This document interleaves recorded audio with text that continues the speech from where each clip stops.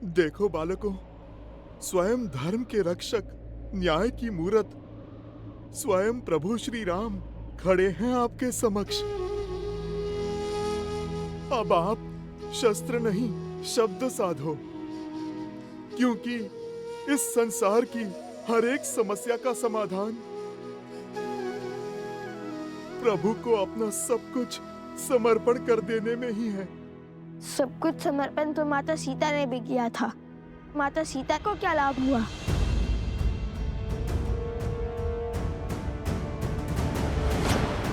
नहीं,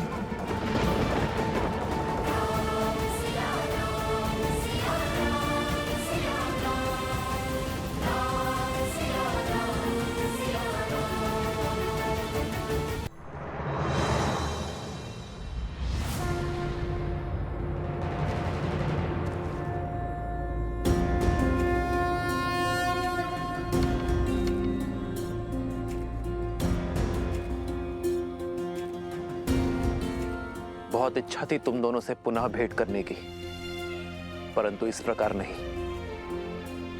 मन में कई प्रश्न हैं जिन्हें सर्वप्रथम अयोध्या में धर्म का गान गाते सुना था तो मन में आदर उठा था। राम राज्य की हर कल्पना को साकार करते दिखाई दिए तुम दोनों। जहां गए असहायों की सहायता की, पीड़ितों की पीड़ा हरी, असुरी शक्तियों का विनाश किया। मन आतुर था तुमसे भेंट करने के लिए, तुम्हारी पीठ थपथपाने के लिए, परंतु अचानक धर्म के प्रतीक अश्व को रोककर राज्य के विरुद्ध क्यों खड़े हो गए तुम दोनों? मेरे भाइयों, मेरे साथियों को हानि पहुंचाई। कदाचित तुम दोनों को समझने में मुझसे भूल हो गई है। और अब जब यह युद्ध आवश्यक है तो अपने धनुष को नीचे रख दिया। क्या इसे भी तुम दोनों की कोई चाल समझूं मैं, या फिर यह समझूं कि तुम दोनों ने अपनी पराजय स्वीकार कर ली है और धर्म के आगे नतमस्तक होने के लिए सज्ज हो तुम दोनों? प्रश्न तो हमारे मन में भी है राम जी। जिन्होंने रावण का वध कर संसार को तारा, देवी अहिल्या को मुक्त करके समाज का उद्धार किया, जिसने मर्यादा का पाठ पढ़ा, मर्यादा पुरुषोत्तम बने, श्री राम के आगे शीश झुकाना ही धर्म है, शस्त्र उठाना नहीं। हम जानते हैं हम कदाचित आपसे कभी नहीं जीत पाएंगे। और यही नहीं, जब से सुध संभाली आप ही को ईश्वर समझाए, राम कथा गाते सुनते आए हैं। जन जन तक रामायण की सीख पहुंचाने का प्रयास किया है हमने, क्योंकि रामायण केवल पुरुषोत्तम श्री राम की माँ गाथा ही नहीं, अपितु तो जीवन जीने का मार्ग है। यदि मन में मेरे प्रति इतनी ही शाश्वत भक्ति है तो फिर मेरा विरोध क्यों किया? क्योंकि प्रश्न न्याय का है।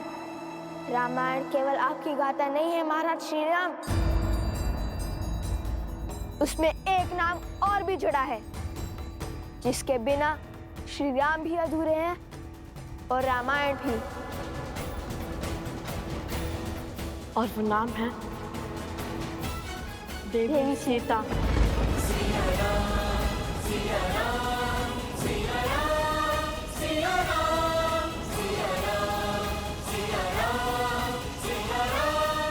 सीता। हमारा उद्देश्य आपसे युद्ध करना नहीं, बल्कि अपने प्रश्नों के उत्तर पाने का है।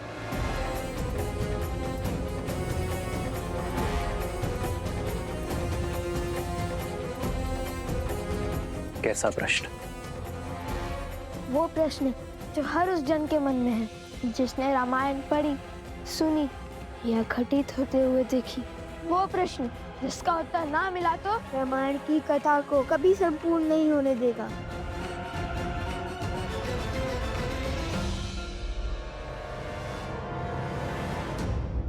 प्रश्न क्या है? आपने माता सीता का परित्याग क्यों किया?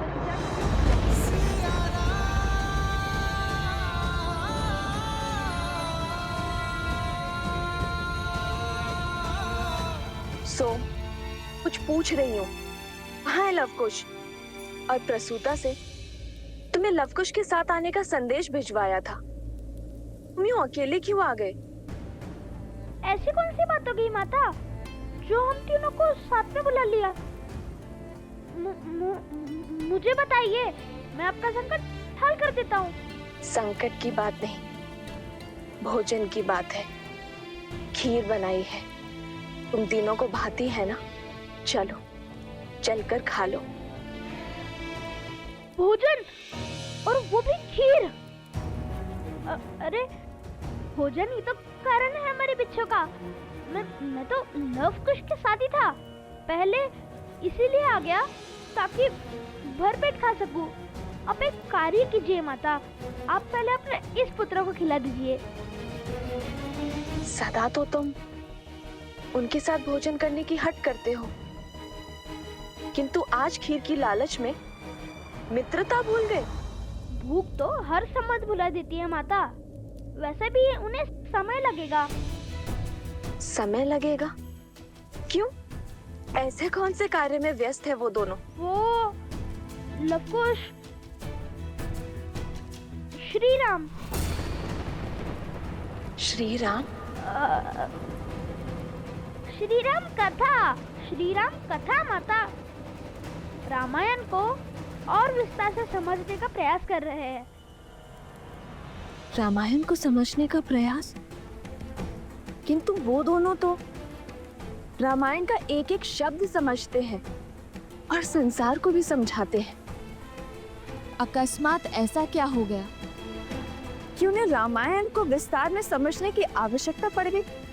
वो क्या है ना माता, श्री राम, माता सीता लौटने के बाद जो घटा, उसी को लेकर उनके मन प्रश्नों से भर गए हैं। बस उसी का उत्तर जानने का प्रयास कर रहे हैं। तुम दोनों ने प्रभु के दर्शन किए? माता, श्री राम केवल वीरों के प्रभु हैं, नारियों के नहीं।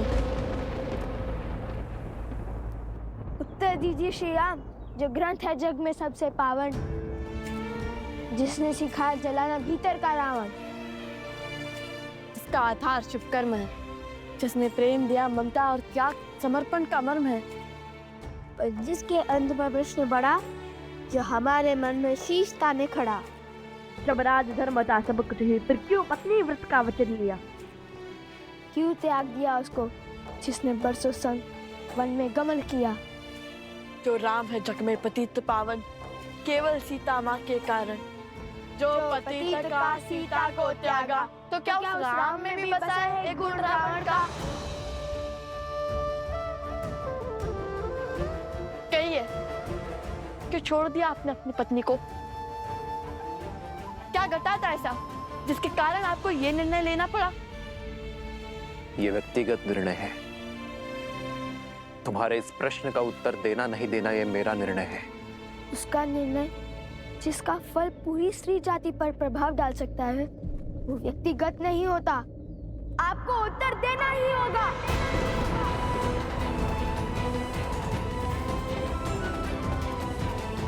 प्रश्न केवल हमारे मन में नहीं, अभी तो सदियों तक लोगों के मन में उठेंगे।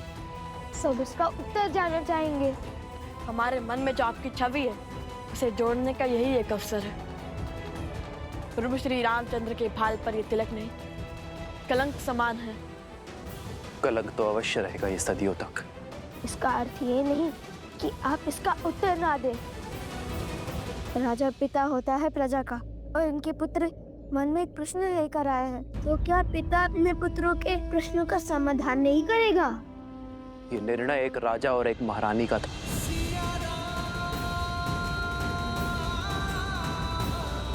हम दोनों का था।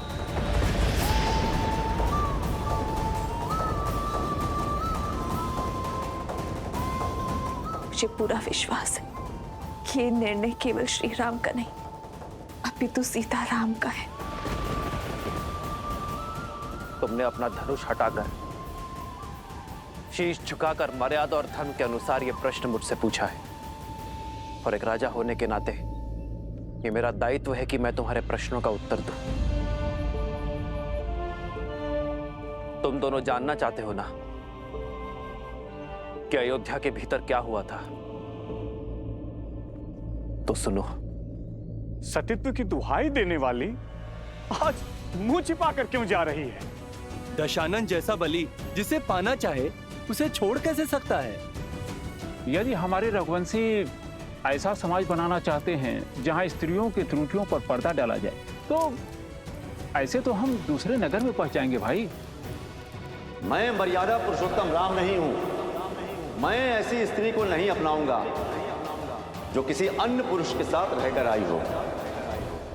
हम दोनों अपने राज्य का परित्याग कर देंगे तो ना ही कोई प्रश्न उठेंगे और ना ही कोई उत्तर की अपेक्षा करेंगे। हम दोनों नहीं, केवल मैं आ रहे हैं। जिस क्षण महाराजा राम महारानी सीता को त्यागेंगे, उसी क्षण अयोध्या के सब दुख मिट जाएंगे।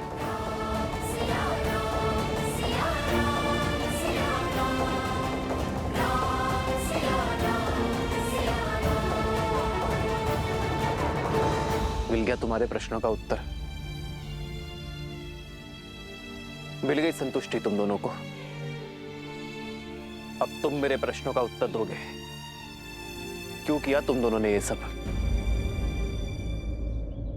क्या संबंध है तुम्हारा देवी सीता के साथ? हमारा संबंध हर उस स्त्री के साथ है जिसके साथ अन्याय हुआ। भगवान वाल्मीकि से केवल अस्त्र शस्त्र की शिक्षा ही नहीं ली हमने, अपितु स्त्री के सम्मान की रक्षा की शिक्षा भी ली हमने। अब जब तुम्हें अपने प्रश्नों का उत्तर मिल गया है तो अपना हट छोड़ धर्म की स्थापना में मेरी सहायता करो और उस अश्व को मुक्त कर दो। हाँ पुत्रों, अश्व प्रभु को लौटा दो। अब तो आपके मन का हर संदेह मिट गया ना?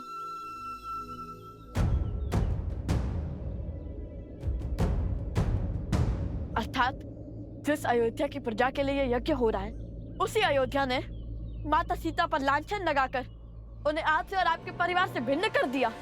आपसे सुख, संपदा और वैभव सब छीन लिया। जिस स्त्री ने बिना एक प्रश्न किए 14 वर्ष आपके साथ वनवास स्वीकारा, जिसने रावण के पास से निकलते ही अपनी परीक्षा का दंश भोगा, उस पवित्र देवी सीता पर इतना घोर लांछन लगाने वाली प्रजा को आपने दंड तक नहीं दिया। आपने उन्हें शांत करने के लिए माता सीता से भिन्न होना चुना। प्रजा के मुख में पत्नी का हर समर्पण भूल गया।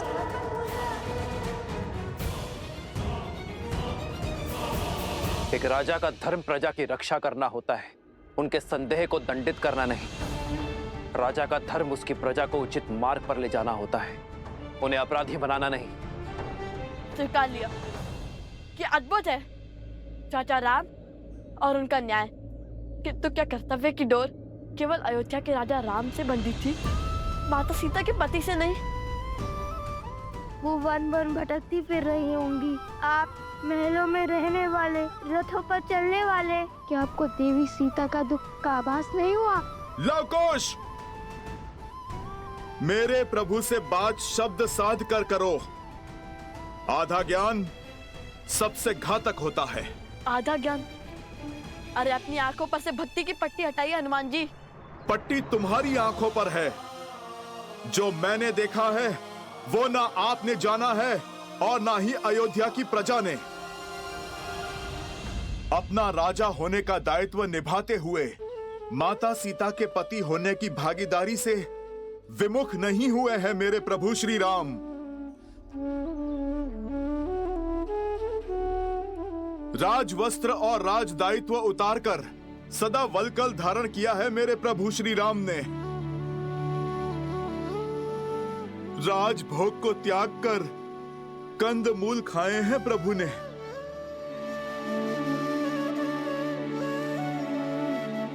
कोमल शैया छोड़कर कृषा पर सोए हैं मेरे प्रभु श्री राम। मेरे प्रभु के लिए तो ये राजवस्त्र कांटों के समान है। उनका सुख तो उसमें है जो वल्कल उन्होंने 14 वर्षों तक माता सीता के साथ पहने हैं। प्रभु का सुख तो माता सीता की स्मृतियों में है। राम सिया राम जय जय राम। क्षमा करिए, हमें प्रभु श्री राम के त्याग की स्थिति का अनुमान नहीं था। किंतु ऐसा नहीं है कि हमारे प्रश्न अनुचित है। हमने आपके प्रभु को 2 कड़वी बातें कही और आपको इतना क्रोध आ गया। सोचिए जब हमें माता सीता के दुख की सूचना मिली होगी तब हमें कितना क्रोध आया होगा। वे वन वन अकेली फिर रही होंगी, अपनों से दूर, अपने श्री राम से भिन्न।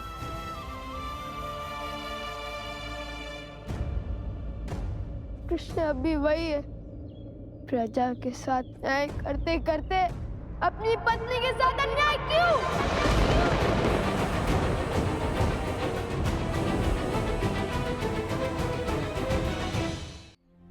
ये त्याग आवश्यक था और ये मेरी सीता का निर्णय था, और ये अनुग्रह मुझे स्वीकार करना पड़ा अपनी प्रजा के लिए। अद्भुत। तो फिर राजा का पद क्यों नहीं त्याग दिया?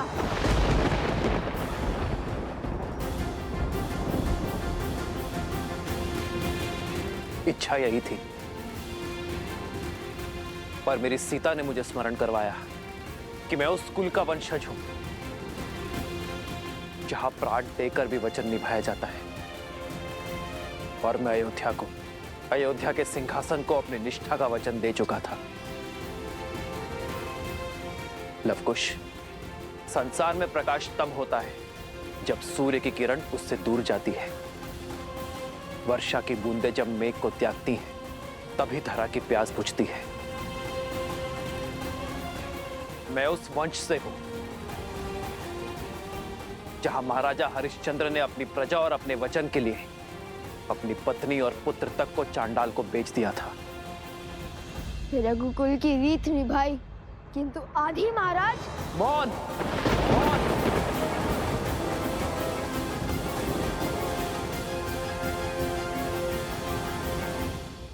और रहने से आपकी भूल चुप नहीं जाएगी महाराज।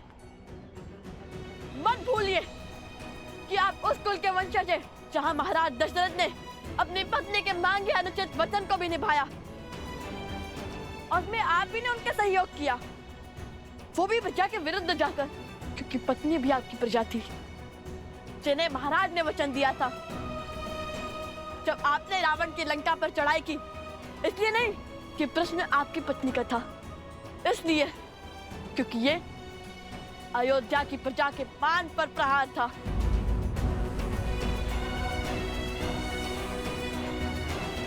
ठीक कहा आपने, सूर्य को किरण से अलग होना पड़ता है प्रकाश के लिए।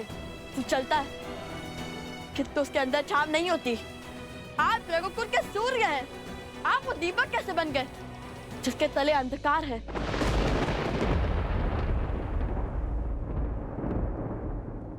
मेरी सीता का त्याग जिसने ना जाना, उसने राम को संपूर्ण जाना ही नहीं।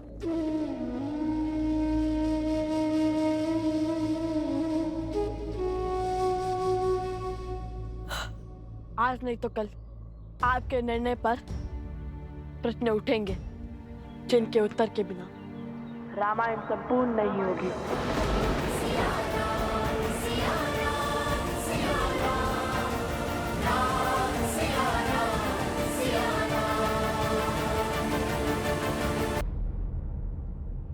आज नहीं तो कल आपके निर्णय पर प्रश्न उठेंगे जिनके उत्तर के बिना रामायण संपूर्ण नहीं होगी।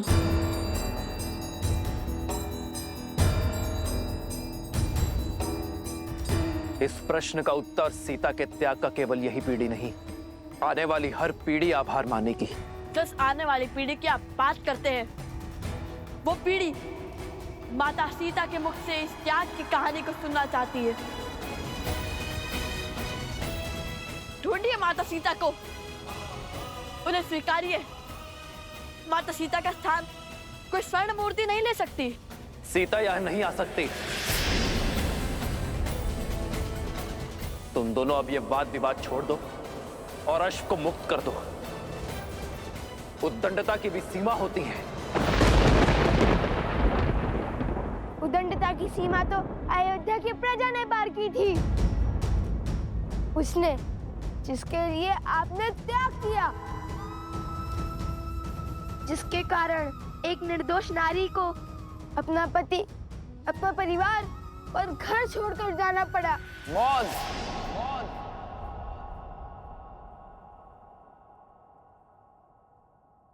अश्व दो, या फिर युद्ध के लिए सज्ज हो जाओ।